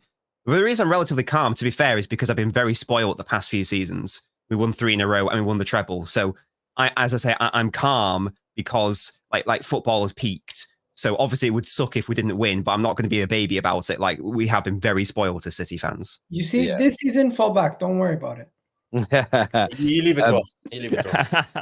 Big up, Terry. Liverpool. What a great panel. No frauds and weasels. Thank you very much. City should sign Neto and Buqueta in January. I'd love Neto at Man United. We need something on that right, One league title in 6 years for Jurgen Klopp. Boy, respect, Klopp. This is true. I want to just give a shout out to today's sponsor. As everybody knows and everybody can see, we are sponsored today by our friends at NordVPN. Now, you can check them out, and I'm actually going to put their website up on the screen. This is if you scan the QR code or click on the link, this will take you to their page and take you through their exclusive Christmas deal. Save big and get an extra 4 months free. Why do people use VPNs? Well, it's simple. It's the safest way to operate online. And I know you're all online because you're watching me right now. Don't miss your favorite content when you're traveling and stay at home virtually. You can also stay safe from malware threats and protect yourself at all times. And there's lots of different things that you can use this for. And if you scroll down on the website, and we'll talk about Movember in a moment, which is a very, very good cause. But it shows you here that you can browse the web safely with a VPN, secure your passwords with a password manager, keep your files safe in a private cloud so you don't need to store anything at home. There's many, many, many other things. VPN servers in over 60 countries and much, much more. But what is really, really important to focus on as well is a special program that is still going on. As you can see, Movember is still running and the Movember charity is still running, as you can see. And when you sign up to NordVPN, yes, you want to protect yourselves online. Yes, you want access to all your content wherever you are. But you can also click to donate £1, £2, £4, whatever it may be to Movember. Movember raises awareness, not just about testicular cancer and prostate cancer, but also men's mental health as well. And if you want to help donate to that brilliant global charity, you can do so via NordVPN. And whatever you donate, NordVPN will match it for you as well. So go and check them out on their website at the end of the show. And if you're using another VPN provider, stop. Use NordVPN. They are quite simply the best. Now, gents, a big, big game at the weekend. Saw Arsenal take on Brighton. Igal, your boys stepped up. They got the 3 points. They went back top of the league. And I still look back at it and think the 2-0 scoreline massively absolutely flattered Brighton because you should have battered them by more goals. But you got the win. Kai Havertz with another clutch goal, got the winner, gave you the 3 points. How impressed were you with Arsenal yesterday as they went back clear at the top of the league? I just want to remind people, where's Will Stewart and what do you call it? LB's prediction from last show where they said we're going to lose 2-1. We dominated Brighton unlike any other team have done in, like, I don't know how, since De Zerbi has joined. Yes, we didn't score 4 or 5 goals, like Terry said. The scoreline did flatter them, but the overall performance was so controlled. From minute one, we bossed them. We were putting up pressure on them the whole time. We were knocking on the door, knocking on the door, knocking on the door. And once we got that Gabriel Jesus goal, I did not feel any level of pressure from Brighton, besides maybe that one chance that they had from Pedro. The rest of the game was all Arsenal. We need to finish our dinner. The first half, we could have had 3 goals. Same story against Villa, same story against other teams. We need to be more clinical. But guess what? This game showed that we can create a plethora of chances. And at home, it's been somewhat of a fortress. We haven't lost a game at home this season. So I'm loving that. Let's keep that going. Kai Havertz, it's great to see him have an all-around performance. 1 misplaced pass the whole game. Pass accuracy of 97%. Forget about the goal. He was also creating chances the last couple of games. This game, he gets in the right place, scores the goal, and it's just going to show that his confidence has improved. He's doing this from the midfield, not in the striker position. So everyone who's saying, oh, he was never going to work in the midfield, it's looking like it's working, and he's one of those keys to help us unlock these low blocks. Gabriel Jesus, a lot of people get at Gabriel Jesus for not being clinical, but at home, since he's been at the Emirates, games that he's started, he's had 14 goal involvements in 15 games at home. So that just goes to show you what he's capable of doing when he's confident, when he's doing well. And I love the overall performance from the team. I just need to see more from the likes of Martinelli, Bukayo Saka, who are the guys who continuously got us out of problems last year. They're the ones that are not finishing their dinner right now. Although Bukayo Saka is still creating chances, we're leaving too much on the plate. There was a beautiful pass from Martin Odegaard for the outside of his foot to Bukayo Saka, cut back to Martinelli, wide open, blazed it over the bar. And I'm like, that's the story of the whole game. Even go back to the Aston Villa game, same thing that we did. We need to do better there. But overall, happy with the performance. Declan Rice, once again, unbelievable. Saliba and Gabriel Magalhaes introduced themselves to Brighton and De Zerbi, first team to keep them away from scoring in 32 games. They've scored 32 games consecutively, and Arsenal kept them from scoring. And you know what? Another clean sheet. David Raya only joined us after 3 games and is already 1 clean sheet away from being top of the charts. Overall, impressive performance, and we're back at top of the league, and I don't plan on letting it go anytime soon. I want to ask Mo this question for the rest of the panel as well. Arsenal have been criticised a lot this year for maybe not being as entertaining as last year, but they sit top again. They have a big gap or big enough gap over the current favourite, still Manchester City. The football is starting to improve in terms of an attacking point of view. Their signings from the summer, Kai Havertz starting to contribute. We all know how good Rice has been. Are they becoming the favourites for the title in your opinion, or are you still not convinced by this Arsenal team? I'm very convinced. I need to hear from him first. I'm very convinced. Like, to be honest with you, I think Arsenal, I've been saying that once we see the front three play together, I think we'll see the real Arsenal. Arsenal made Brighton look mediocre as a team, which is, I said before the game, playing at home, Arsenal. I was doing shows with other people and I told them that Arsenal will make Brighton look mediocre at home. And they did, to be honest. The score flattered them. This Arsenal team still are not as convincing as the team from last year, but nor are Liverpool, nor Man City. So I think Arsenal at the moment, yes, Liverpool have been the most consistent, but Arsenal for me are absolutely doing the job that needs to be done. 5 points out of City isn't easy at this point of the season. They are doing good. Credit to Mikel Arteta for making it work with Kai Havertz. So I still don't think he's great. Yes, he's scoring a goal here and there, but I don't think he's great. He doesn't contribute as much as a midfielder should contribute. This is my opinion. People are not going to change it. From him? Okay. Do you want me to tell you what I want from him? Yes. Go check his stats and go check his actions in the game. As a midfielder, and this is what I mean, if you're touching the ball as a midfielder, the least of all the outfield players, I'm going to say your manager is making it work with you. But he isn't involved. Like in the touches, if you're touching more than a striker as a midfielder, I'm going to say the manager is making it work. He's using your attributes to the best of the team because at the moment you're winning. But I think you can do better. In my opinion, a left 8 can do better for Arsenal. Go check the stats of Kai Havertz overall over the season.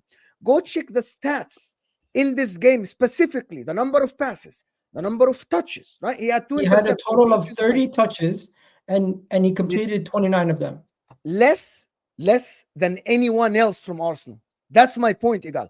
I'm not saying that Havertz is bad, but the way the Arsenal fans are praising Kai Havertz, right, is that he's doing an amazing job. In my opinion, all the team are doing a good job. Kai Havertz is doing his job. And that's about it. He isn't exceptional. That's fair analysis. That's it. Exactly. But I'm getting Arsenal fans saying, look, our 65 million is starting. He would start for the majority of the midfielders in the midfields in the league. I've had Arsenal fans tell me that. And if you are convinced... Can I tell you one thing? Go ahead. Similar to how they were talking about Szoboszlai earlier being more than just an attacking player, guess what? He impacts the game with his runs, let alone passing and receiving the ball. It's not about it's not about getting the ball 50 times, touching the ball 60 times, impacting the game. He really impacts the game a lot more with his movement off the ball and his defensive. I don't think so. So I don't see that. I really don't. I see Odegaard helping Declan Rice. I see Declan Rice playing out of his skin on and off the ball. I see Martinelli being affected by Kai Havertz playing the left 8.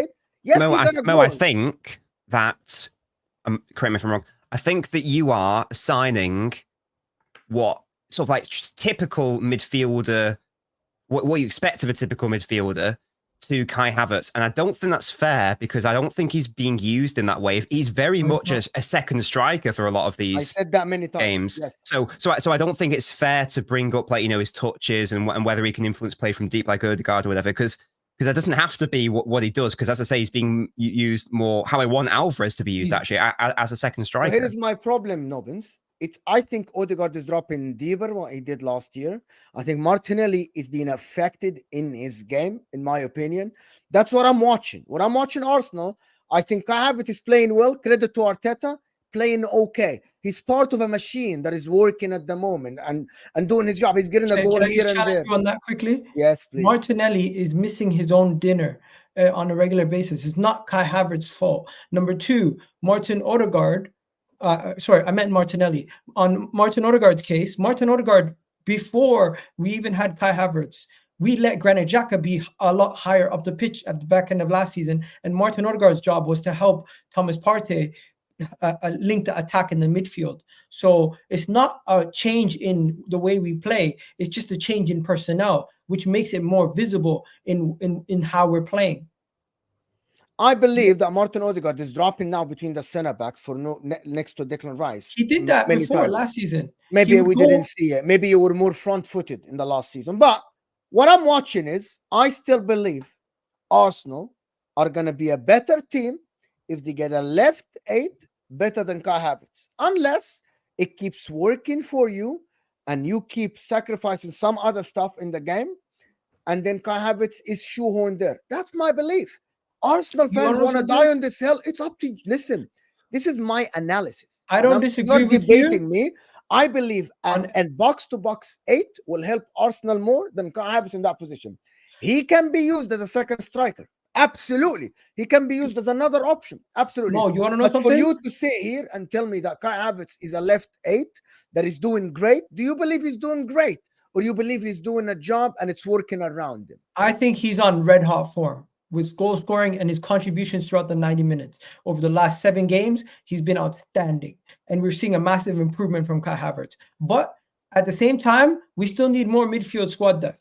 We have a guy in Thomas Partey who's been injured for a large portion of the season. And in one of our biggest games this season against Man City, he played a pivotal part in playing the pass to get us the win. So we do need more midfield depth, because we might be light in that area. But I don't think it's necessarily, oh, we need a better midfielder than Kai Havertz. I just still think this team can still get better by making additions. It's not about oh, getting somebody to be necessarily the replacement for Kai Havertz, because I think Kai Havertz plays such an important role in unlocking teams like the Brightons, like the Brentfords, like these teams that are going to be slightly more defensive out of possession, but have the ability to hurt you if you don't finish your dinner. And Kai Havertz just gives us another body on the field that can score goals and another option. Because you guys keep telling us our attack, we need a striker. Guess what? If we're getting goals from all over the place, we don't necessarily need that 20 goal a season striker. So I'm going to ask you one question and I'm going to end my part. I agree with you, but I don't think that is the solution to replace Kai Havertz. I'm going to ask you one question that will lead to the conclusion that I need. If you answer this question, this is my last part. If you're going to improve your first 11 tomorrow, who's the player you want improvement on?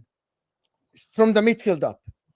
You have 6 players. I'm giving you 6 players to improve your team tomorrow. From the midfield up, who's the one to replace? Okay. If we're going to improve our team, there would be 3 positions we look at: the midfield, the striker position, and another defender. The priority for that, depending on how you feel about the team, it changes. For me, right now, you guys don't know this, but we have an issue. With Thomas Partey being gone, we're gonna have to address the midfield. I think we have enough attacking players where we can prolong that until the summer and get a big striker like a Victor Osimhen. And then the secondary issue is defense, because with Timber and Tomiyasu's injury, we are very short in defense. So you haven't answered the question, but fine. I gave you 6 players. You haven't answered the question, but fine. I want to jump in here guys, I want to jump in here for a second. So interestingly, I've seen a lot of people criticize Odegaard and say he's not playing in the same role as last year.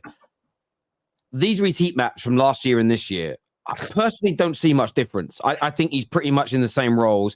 I think Odegaard's issues this year has been that he hasn't been as good on the ball. Ironically, yesterday against Brighton, I thought some of his passing was out of this world. There was an outside. It is ridiculously good. Equally, though, I want to throw this to Nobbins. You've won a lot of titles recently. People keep saying Arsenal need more goals, and it's always great to score more goals. So you've got 40 goals this season, though, and are sitting 4th. Spurs are being looked at as prolific and deadly. They've got the same amount of goals as Arsenal on 35. Liverpool have 36, and Villa have 37. All right, is Arsenal's need for goals as desperate as people are making out, or is it nitpicking of finding something to like sort of hit them over the head with? There's probably a lot of nitpicking. You're going to get that with any club, especially when they're at the top of the table. I don't know if the issue. I don't think the issue is goals in general. I think they have a lot of players who can score a lot of goals. You know, the Odegaard, Havertz, Martinelli, Saka, etc., etc. I think that just like touching on Mo's question, you know, if and a Gal touching it as well. I think if there was like a position to improve, and this goes into the goals point, I don't think there's an issue maybe in terms of like overall goals, but there might be an issue in terms of, you know, that I don't know if there's like a player who do you sort of like hang your hat on and go, right, he's probably going to bag today. in the same way that you would do like Haaland, for example, or, you know, Salah for Liverpool. I think that Gabriel Jesus is a very good footballer. I personally think he's better as out wide. I think that a proper centre forwards, another link to like a Osman, whatever, someone who you know, as I say, you can hang your hat and go, right, he's probably going to score today. He's going to get 20 a season, that sort of thing. So I don't know if it's an overall team issue, but I think that certainly if we're nitpicking and talk about specific areas to improve, Gabriel Jesus has never been that guy to get you however many Premier League goals. So that could definitely be a position, I think, as whoever that is, you know, Tony's been mentioned, or Seaman, whoever.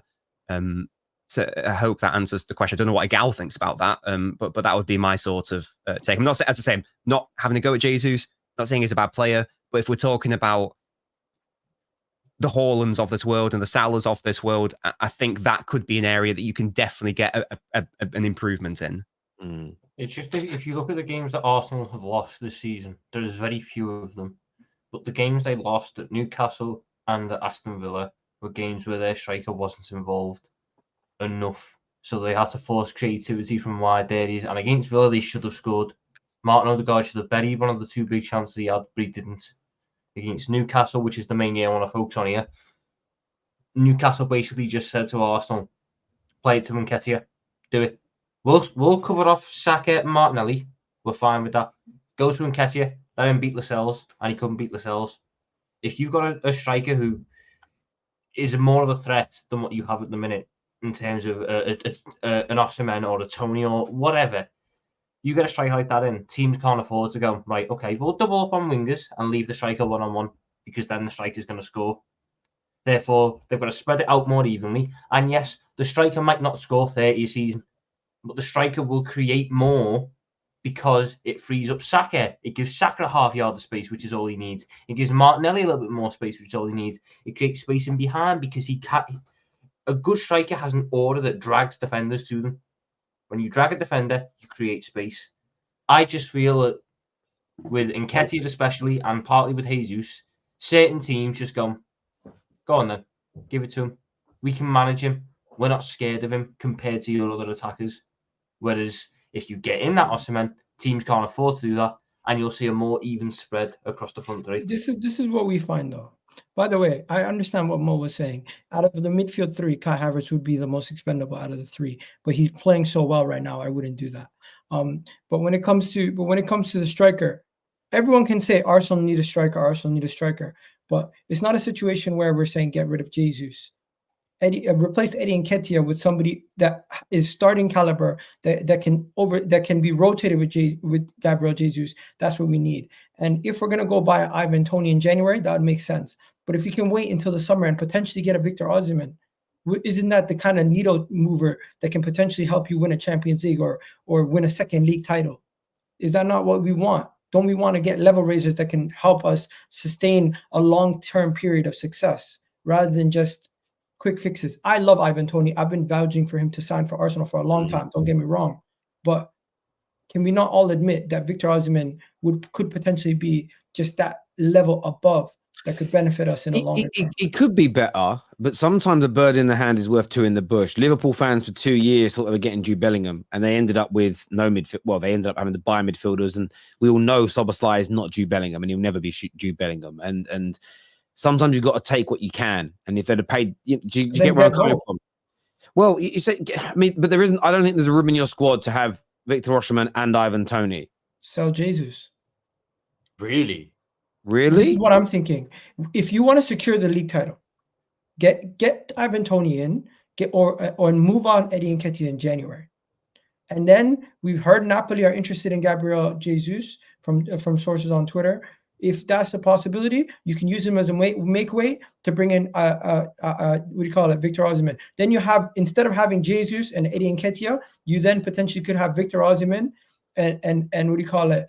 Who then does? So, a question I've got for you: a lot of Arsenal fans in the past 12, 18 months have put your improvement down to people like Gabriel Jesus. He knows a trigger point in the press. Yes, he's not a prolific goal scorer, but everything else he brings to your team. If you then suddenly remove Gabriel Jesus, who's going to do his role for you?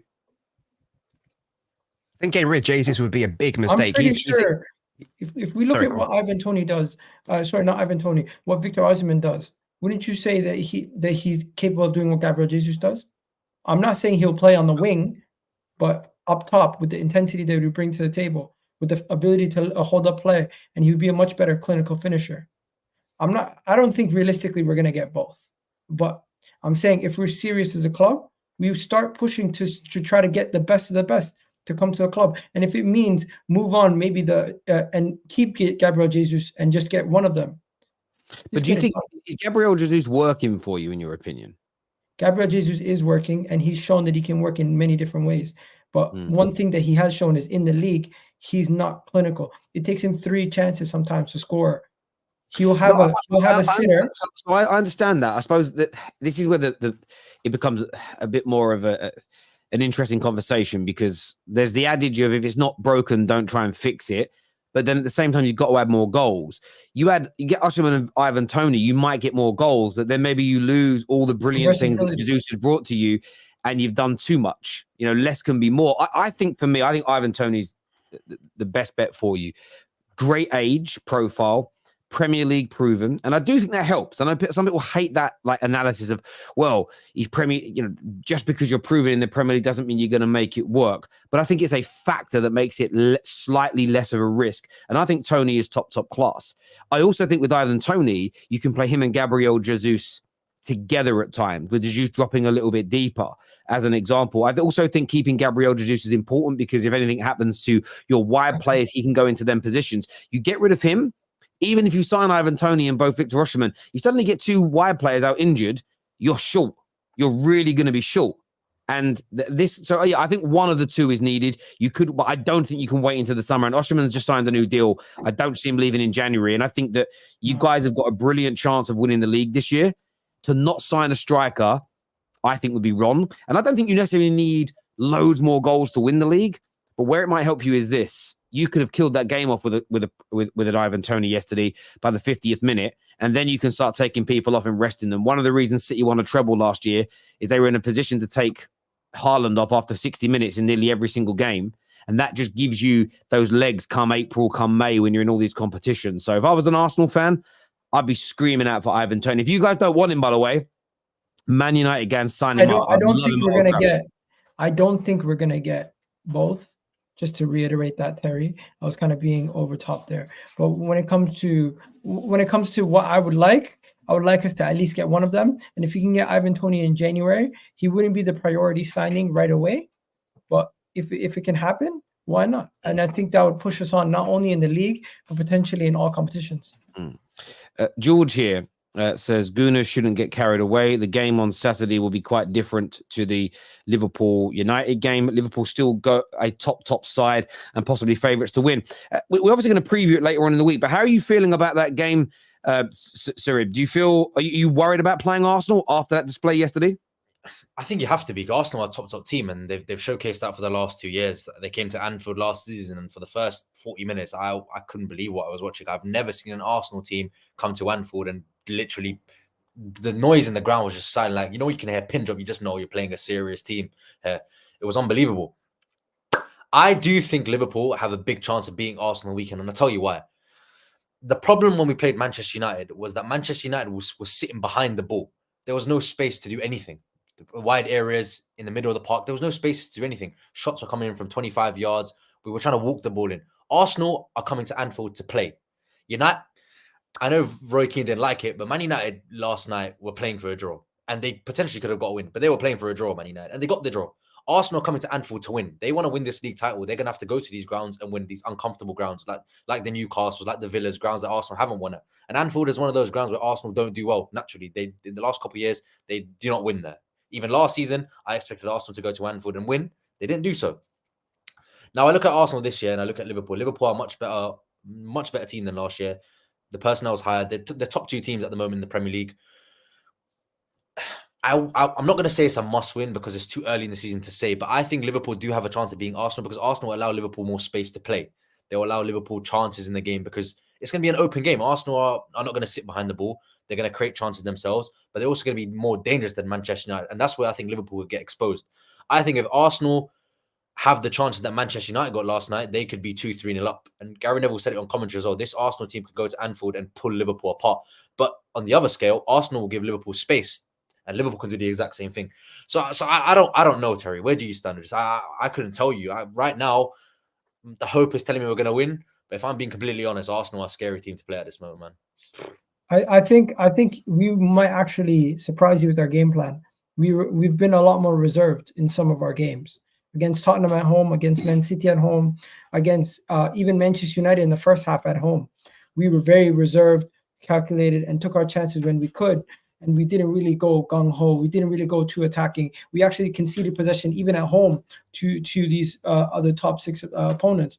So I don't think we're necessarily going to come to your ground and be as imposing as we tried to be in the first 20 minutes in that last game. We might actually start off the opposite. We might give you most of the ball and be like, you come break us down. And it will be a situation where it won't be as open as you think. It will actually be much more closer to a defensive battle for us, where we just try to nick it. And I don't think we're going to come there trying to smash you with 3 goals early in the game at all. I think we're going to try to do the exact opposite this time.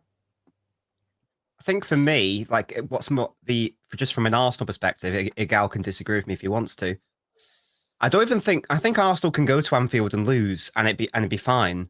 Yeah. For me, it's more important for Arsenal to put in a good performance than get a decent result. I think that's more important from a sort of a mentality. Why can't we get both? No, absolutely. I'm just saying that, you know, if there is a situation where, let's say, Liverpool win 1-0 for argument's sake, that's not a bad situation to be in, so long as you gave a good representation of yourself and put in a good performance. And I think it will demonstrate, to non-Arsenal fans that obviously the sheer amount of growth that's happened in that Arsenal side, from last season to now. So yes, even if like Arsenal lose, for me, as long as you put in a good performance, I actually don't think it's that detrimental. Obviously, you don't want to lose, whatever. But as long as you don't, as long as Liverpool don't turn you over, which they won't, but as long as like Liverpool don't dominate you or whatever, I think if you're an Arsenal fan, even if you lose, I think you'll be happy because it's like, wow, Anfield, one of the hardest grounds. Look at how much we've grown from last season. On this ground where we threw it away. Now we've given a good regard of ourselves. So yeah, it's massive.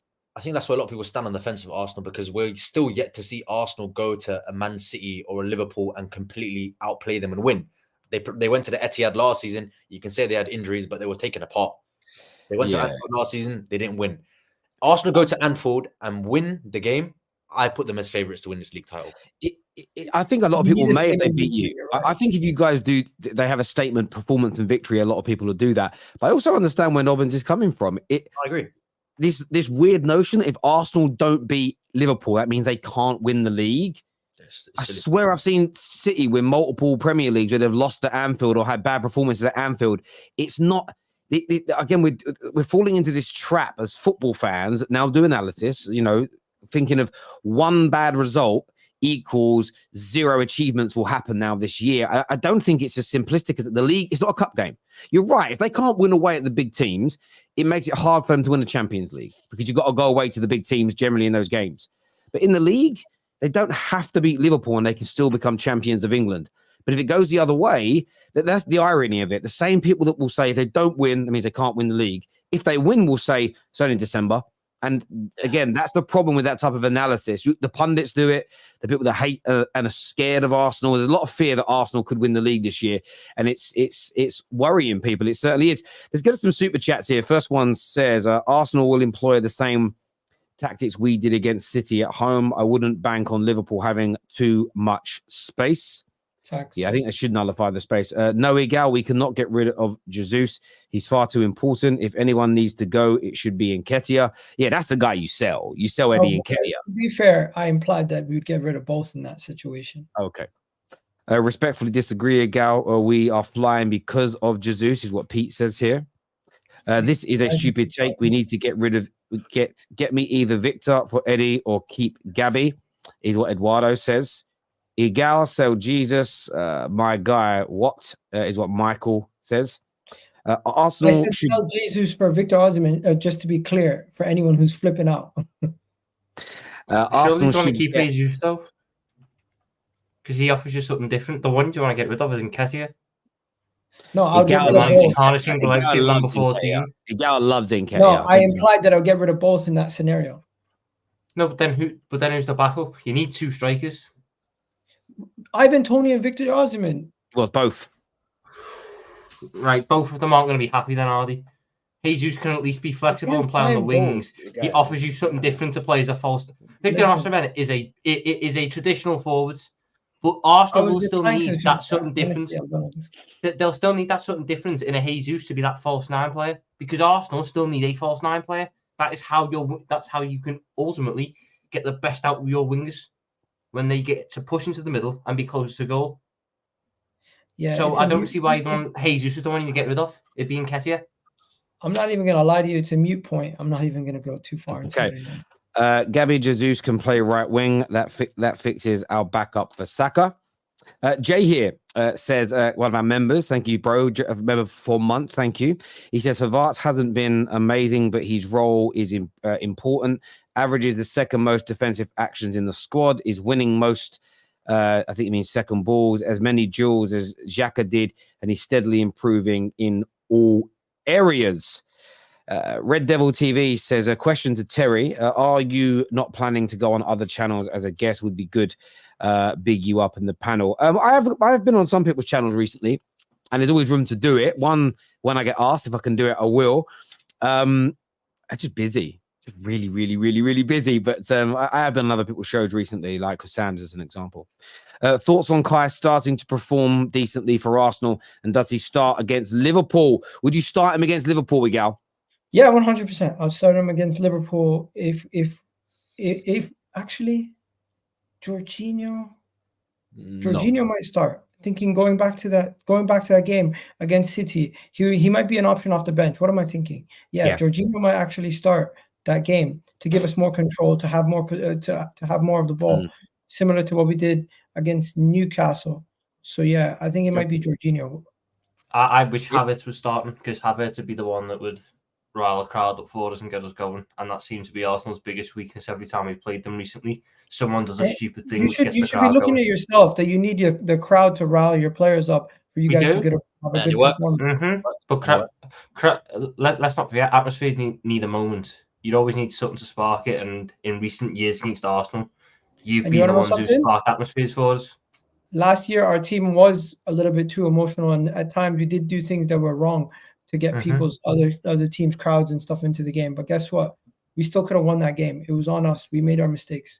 This game, we need to be a lot more calculated, a lot more controlled. Never said you wouldn't. I simply said was I was hoping Kai Havertz would start, because he'd be the one to rile the crowd up for us, and that would wake our players up. I want to know what you guys think, because if Thomas Partey is back, I don't think he's going to be back in time to play this game. It wouldn't make any sense to throw him in this game. But Jorginho or Kai Havertz, what do you guys think would be our bigger strength in going into this game? Havertz on the bench. Do what he did against City. He's a really good player to bring off the bench. That's what I do. Yeah, I agree. I don't mind whoever you play there, because I think our midfield, should they decide to not do what they done yesterday, can actually match up quite well against yours in terms of physicality. Yeah, you can't match up against young Mainu. You can't do it against young Mainu. I don't think any player. True. I don't think any player in your team has the ability of a Declan Rice that can actually hold down the midfield when we're attacking with constant pressure. Yeah, that's the one. We can't defend against Liverpool with Zinchenko. He's probably going to start though, bro. Haaland touched the ball 8 times and scored. Haaland touches the ball 8 times and scores. He's the best. Havertz touches it 30 times and scores. He still sucks. Make it make sense. Never said sucks. Never said sucks. Don't put words in my mouth. Don't lie. It's also a different role, isn't it? Yes. One's a striker, one's a midfielder. Well, I've been told he's playing the second striker, which is I'm seeing that on the pitch. Arsenal are playing 2 midfielders and 2 strikers. Yeah. ND here says this is Arsenal's title to lose. Big up, gents. I mean, they are first, so yeah. They are all there, to be honest. Yeah. Doku, Haaland, and KDB has not played together yet. Until that happens, your bias means nothing. City only lost 3 games. All 3 City was Rodri was not playing. We'll have to Again, see. that's just a bad look on City, then, isn't it? Because what happens if Rodri was to miss another 3 games for a suspension, or was to pick up an injury, and then he's out for Calvin an extended Phillips period of time? contract extension. Like City fans trying to flex this. Oh, we only lose when Rodri's not on the team. I'd be petrified. I'd be trying. I'd to make sure. I'd get bodyguards and everything for Rodri, because God Listen, knows what would happen if he was. All I missing have for to longer. say is, you didn't borrow all those leads with Rodri on the pitch, did you? Jeez. One of them, anyway. This here says, I don't think people are seeing the picture developing here. Arsenal will run away with this title, just like Liverpool in 2020 and City in 18 and 21. Wow. No, but at this point in the season, Liverpool and City were quite comfortably ahead. So City in the year they were, because the 21 season I don't count because we were top of the league in January. But the Centurions year, you were about 10 points clear. R1, we were about 14 points clear come the new year. Arsenal are on course to be 2 to 3 points clear in the new year. It's nowhere near the same. It'd take catastrophic collapses from 2 experienced sides in the second half of the season, which I just don't see happening. Yeah. IFL here says, IFL here says, Igal, KDB is your father. Don't forget. I think he means Arsenal's father. The only thing I've been seeing him do is baby come down TikToks. So I haven't seen him been playing. So. Look, I want to thank everyone that's tuned in today. I want to thank our title sponsors, NordVPN. Go and check out their offers right now. Make sure you are protected when using your internet online. A few people are saying, does it still work with Setanta Sports? Yes, works for me perfectly. I don't know where you're based in the world. I watched the 3 o'clock games this weekend right here on my Apple Mac. So it does work for me. So go and check that out. Until next time, everybody, I want to thank you all for tuning in. My super chatters. Thank you to my panel, Igal, Sarib, Tom, Husam that was here, Man Like Mojenda, and Nobbins. Thank you all very, very much indeed. Until tomorrow, remember to tune in, me and Lee Gunner live for straight facts in the afternoon. Take care. Goodbye. God bless. And we'll see you all again soon. Peace.